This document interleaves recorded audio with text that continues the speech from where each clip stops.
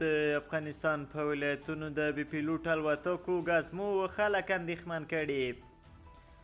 دغه الوتکې د چا دي او له کوم هیواده راځي؟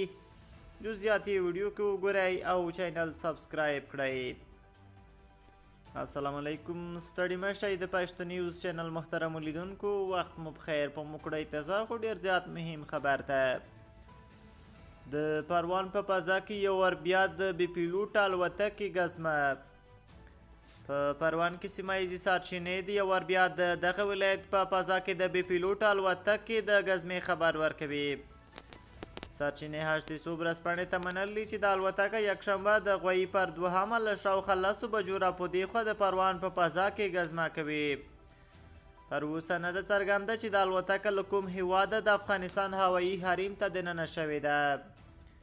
چهارشنبه د وري پر 29مه هم یوې بې پیلوټ الوتکې څو ساعته د پروان په فضا کې ګزمه کړې وه.